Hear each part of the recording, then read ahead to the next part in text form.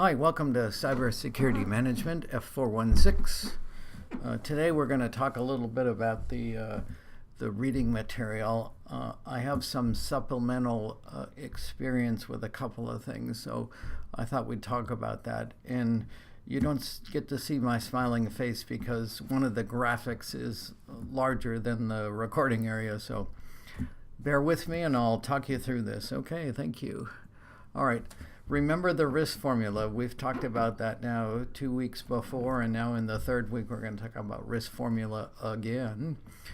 So maybe you should get the idea that this is something you should memorize, and you should be able to just do this in your mind. All right, so it's not so much a memory game, memorizing it. It's internalizing the process of doing a risk assessment, right?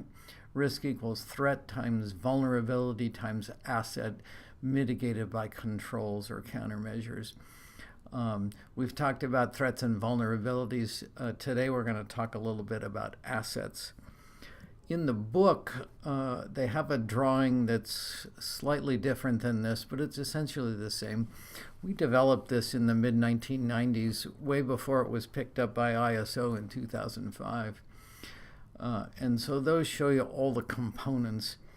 Really, it's a journey, not a destination. That's the point of a life cycle. You're going to go through this. This is how you analyze all the things. This is the buckets that you place them in.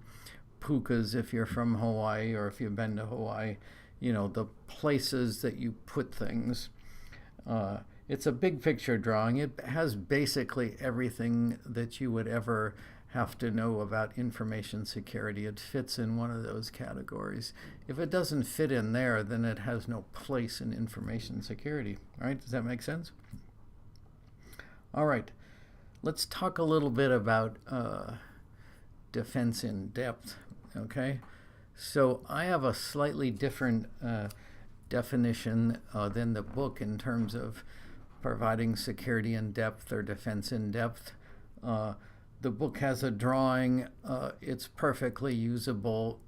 I just have a slightly different view about what is meant by defense in depth. No control is ever perfect, okay?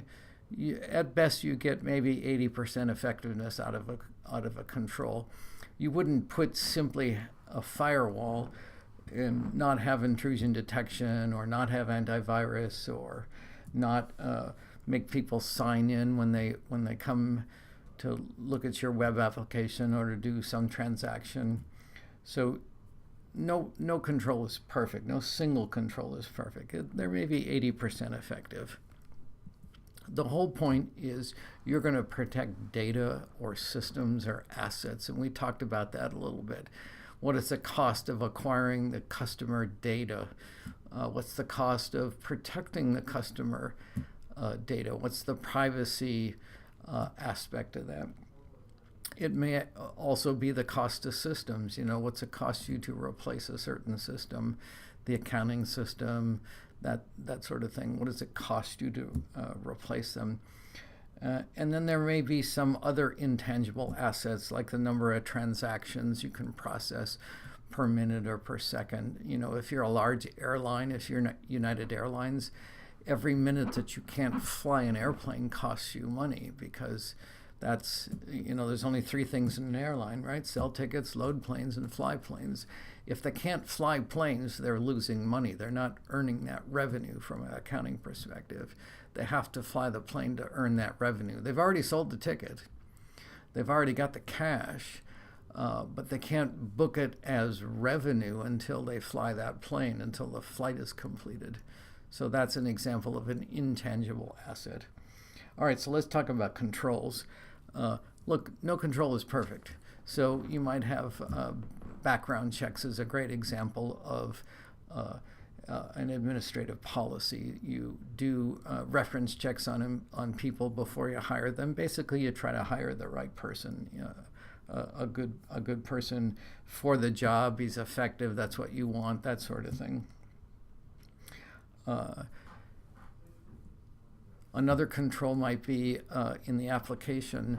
So you may require that any new application that's internet-facing uses a single sign-on process at a organization, be it a university or a company like Amazon or whatever. So universally, when I log into Amazon, I use my single sign-on credentials to get to all of the things that Amazon offers. So you may have an example like that as well.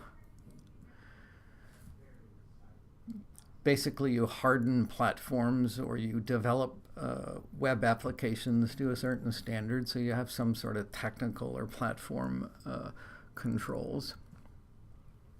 You have some kind of network controls. Your system has to be patched to a certain level to connect to the VPN or to be connected locally. For example, I can't connect my Macintosh here at the university to the network unless I have the semantic endpoint protection installed. So that's an example. You may have other examples, but you notice there's gaps in each of these controls.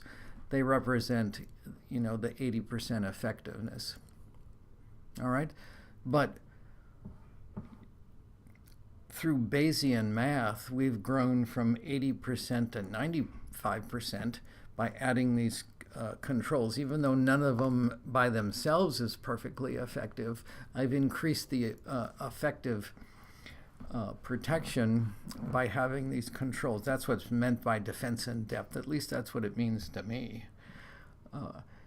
You may have guns, gardens, gates, some kind of physical plant control. When I was teaching at Georgetown, downtown, for example, you couldn't get into the classroom unless you entered the building, and you couldn't enter the building unless the guards let you in or you had a badge that would let you in. That's an example of physical controls.